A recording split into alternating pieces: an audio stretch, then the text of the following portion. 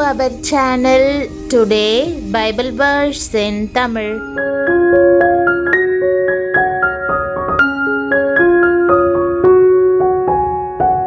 இன்றைய வசனம் சங்கீதம் 91:5 மற்றும் 6. கிறிஸ்துவுக்குள் பிரியமானவர்களே, நம்முடைய ஆண்டவரும் இரட்சகருமான இயேசு கிறிஸ்துவின் வல்லமையுள்ள நாமத்தில் உங்களை வாழ்த்துகிறேன். இரவில் உண்டாகும் பயங்கரத்துக்கும் பகலில் பறக்கும் அம்புக்கும் இருளில் நடமாடும் கொள்ளை நோய்க்கும் மத்தியானத்தில் பாழாக்கும் சங்காரத்துக்கும் பயப்படாதிருப்பாய் என்ற வாக்குதத்த வசனத்தை இன்று நாம் தியானிப்போம். 91ஆம் சங்கீதத்தின் ஒவ்வொரு வசனமும் கர்த்தருடைய பாதுகாப்பை நமக்கு அழகாய் வெளிப்படுத்துகிறது. கர்த்தர் நம்மேல் எவ்வளவாய் அன்பு வைத்து மனதுருக்கத்தோடு செட்டைகளை விரித்து காத்து கொள்ளுகிறார் என்பதை நமக்கு தெரியப்படுத்துகிறது. ஆகவே கண்மணியைப் போல் என்னை காத்தருளும் என்று உரிமையோடு ஜெபிப்போமா? இந்த சங்கீதத்தின் 5ஆம் மற்றும் 6ஆம் வசனங்களில் இரவை குறித்தும் பகலை குறித்தும் சங்கீதக்காரன் பேசுகிறார். இரவில் 2 காரியங்கள் நடக்கின்றன. ஒன்று, இரவில் பயங்கரங்கள் உண்டாகின்றன. இரண்டாவதாக கொள்ளை நோய்கள் நடமாடுகின்றன. பகலை குறித்து 2 காரியங்கள் சொல்லப்பட்டு இருக்கின்றன. பகலில் அம்புகள் பறக்கின்றன, மத்தியானத்தில் பாழாக்கும் சங்காரங்கள் இருக்கின்றன. ஆனால் கர்த்தரோ பகலையும் இரவையும் உண்டாக்கினவர். பகலுக்கும் அவர் தேவனாக இருக்கிறார், இரவுக்கும் அவரே தேவனாக இருக்கிறார். பகலை நாம் உழைப்பதற்காக சிருஷ்டித்தார், இரவை நம்முடைய இளைப்பாறுதலுக்காக சிருஷ்டித்தார். பகலுக்கு சூரிய வெளிச்சத்தை வைத்தார், இரவுக்கு சந்திர நட்சத்திர வெளிச்சங்களை வைத்தார். இரவு நேரம் அநேகருக்கு ஒரு பயப்படுகிற நேரமா இருக்கிறது. விஷ ஜந்துக்களின் மேலுள்ள பயம், கள்ளர்கள் மேலுள்ள பயம், கெட்ட கனவுகளை பற்றிய பயம், பிசாசை பற்றிய பயம் அவர்களுடைய இருதயத்தை வாட்டுகிறது.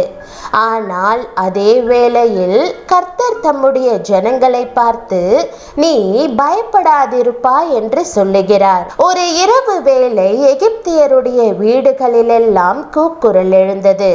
அவர்களுடைய வீட்டில் உள்ள தலைப்பிள்ளைகள் அத்தனை பேரும் சங்காரமானார்கள். அழுகையும் துயரமும் பெருகின.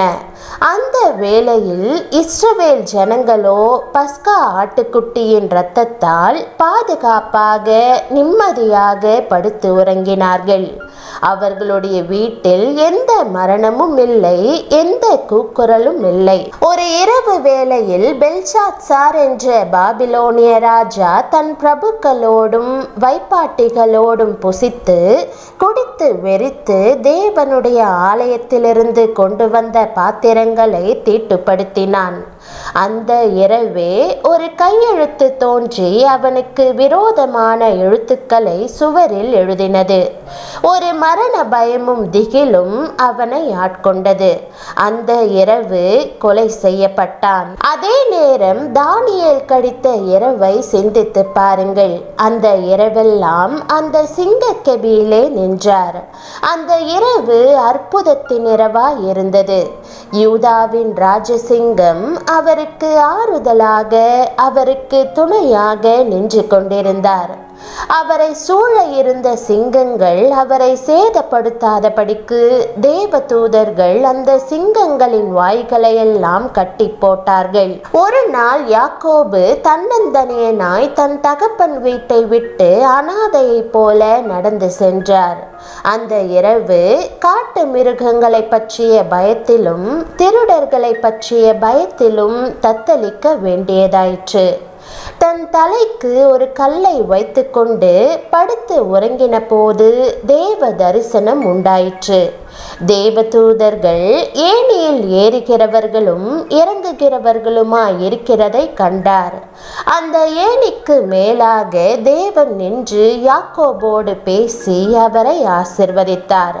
அந்த இரவு எவ்வளவு பாக்கியமானதாக இருந்திருக்க வேண்டும். ஒரு இரவு வேளையில்தான் மரியாளிடத்தில் காபிரியேல் தூதன் பறந்து வந்து கிருபை பெற்றவளே வாழ்க என்று வாழ்த்தினார். அந்த பாக்கியமான இரவில் மரியாள் இயேசு இரட்சகரை முழு உலகத்திற்காக பூமியில் இறங்கி வந்த தேவகுமாரனை கர்ப்பம் தரித்தாள். அந்த பாக்கியமான இரவினால் இன்று நாம் தேவனுடைய பிள்ளைகளாய் இருக்கிறோம். இரவு வேளையில் லீலி புஷ்பம் மலர்ந்து மனம் வீசுவதைப் போல இரவு வேளையில் இயேசு கிறிஸ்து கெத்செமனே தோட்டத்தில் முழங்காலூன்றி ஜெபித்தது போல நீங்களும் இரவு நேரத்தை ஜெப நேரமாக பயன்படுத்திக் கொள்ளுங்கள். உலகத்தை காரிருள் சூழலாம், ஆனால் உங்கள் உள்ளத்திலோ தேவனுடைய மகிமை இறங்கும். வாழ்க்கையிலே உயர வேண்டும் என்று விரும்பின யாக்கோபு இரவும் பகலும் உழைத்தார். தன்னுடைய மனைவிமாருக்காக உழைத்தார், சமுதாயத்திற்காக உழைத்தார், தன்னுடைய மந்தைகளை பாதுகாக்க வேண்டும் என்று உழைத்தார். அவர் தன் அனுபவத்தை எழுதும்போது பகலிலே வெயிலும் இரவிலே குளிரும் என்னை பட்சித்தது. இவ்விதமாய் பாடுபட்டேன். ஆனாலும் கர்த்தர் யாக்கோபுக்கு நல்ல சுகத்தையும் ஆரோக்கியத்தையும் கொடுத்து சந்தோஷத்தோடு தகப்பனுடைய வீட்டிற்கு திரும்பி வரும்படி உதவி செய்தார்.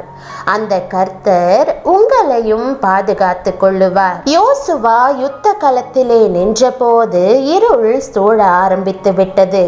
சூரியன் அஸ்தமிக்கிற நேரம் வந்தது. ஆனால் யோசுவாவோ உன்னதமானவரின் பட்சத்தில் நின்றபடியினால் சூரியனுக்கும் சந்திரனுக்கும் அதிகாரத்தோடு கட்டளையிட்டார். சூரியனே நீ கிபியோன் மேலும், சந்திரனே நீ ஆயலோன் பள்ளத்தாக்கின் மேலும் தரித்து நில்லுங்கள் என்று சொன்னபோது அப்படியே அவை தரித்து நின்றன. தேவ ஜனங்களுக்கு கர்த்தர் பெரிய ஜெயத்தை கட்டளையிட்டார். ஆம், நம் அருமை ஆண்டவர் பகலில் உள்ள சத்துருக்களையும் முறியடிப்பார், இரவில் தந்திரமாய் வரும் சத்துருக்களையும் முறியடிப்பார். ஆனால் தேவனுடைய பிள்ளைகள் செய்ய வேண்டிய ஒரு காரியம் உண்டு. இரவும் பகலும் கர்த்தருடைய வேதத்தில் தியானமாய் இருக்க வேண்டும். கர்த்தர் பகலுக்கும் ஆண்டவர், இரவுக்கும் ஆண்டவர். சூரியனையும் சிருஷ்டித்தார், சந்திரனையும் சிருஷ்டித்தார். ஆகவே வேதம் சொல்லுகிறது, வானங்கள் தேவனுடைய மகிமையை வெளிப்படுத்துகிறது, ஆகாய விரிவு அவருடைய கரங்களின் கிரியையை அறிவிக்கிறது. பகலுக்கு பகல் வார்த்தைகளை பொழிகிறது, இரவுக்கு இரவு அறிவை தெரிவிக்கிறது. பிரியமானவர்களே, கர்த்தர் உங்களோடு இருக்கிறார். ஆகவே நீங்கள் கலங்க வேண்டியதில்லை. ஜெபம். கர்த்தராகிய இயேசுவே, நீர் கொடுத்துள்ள அருமையான வாக்குத்தத்தத்திற்காக உம்மை ஸ்தோத்திரிக்கிறேன். என்னை பாதுகாக்கிற உமது செட்டைகளுக்காக உமக்கு நன்றி. வரவிருக்கும் ஆபத்துகளை பற்றி எனக்கு எதுவும் தெரியாது. ஒவ்வொரு நாளும் ஆபத்துகளுக்கு நீர் என்னை விலக்கி பாதுகாப்பதற்காக உமக்கு ஸ்தோத்திரம். உம்முடைய அற்புதமான அன்பிற்காக உமக்கு நன்றி. உமது விலையேற பெற்ற இரத்தத்தின் கீழ் என்னை தாழ்த்தி அர்ப்பணிக்கிறேன். என் சூழ்நிலைகள் அனைத்தையும் உமது கட்டுப்பாட்டிற்குள் வைத்துள்ளீர் என்பதை நான் விசுவாசிக்கிறேன். என் வாழ்வை திருடவும் கொல்லவும் அழிக்கவும் வருகிற பிசாசை நீர் கடிந்து கொண்டு என்னை நீர் பாதுகாக்க வேண்டும் என ஜெபிக்கிறேன். நான் உம்முடைய கண்மணியாக இருக்கிறேன் என்று உம்முடைய வார்த்தை கூறுகிறது. என் மீது நீர் பாராட்டும் அன்புக்காக உம்மை ஸ்தோத்திரிக்கிறேன். என்னை எல்லா தீங்குக்கும் ஆபத்துக்கும் விலக்கி காப்பாற்றுமாறு இன்றும் உம்மிடம் ஜெபிக்கிறேன். எல்லா வியாதிகள், ஆபத்துகள் மற்றும் சத்துருவானவன் எனக்கு விரோதமாக செய்யும் எல்லா காரியங்களிலிருந்தும் என்னை பாதுகாத்து கொள்ளும். ஆண்டவரே, இரவும் பகலும் என் மேல் கண்ணோக்கமாயிருந்து எல்லா தீங்குக்கும் ஆபத்துக்கும் வியாதிக்கும் விலக்கி காப்பாற்றுவதற்காக உம்மை ஸ்தோத்திரிக்கிறேன். இயேசுவின் நாமத்தில் ஜெபிக்கிறேன் நல்ல பிதாவே, ஆமேன். தேவனுடைய நாமம் மகிமைப்படுவதாக. ஆமேன்.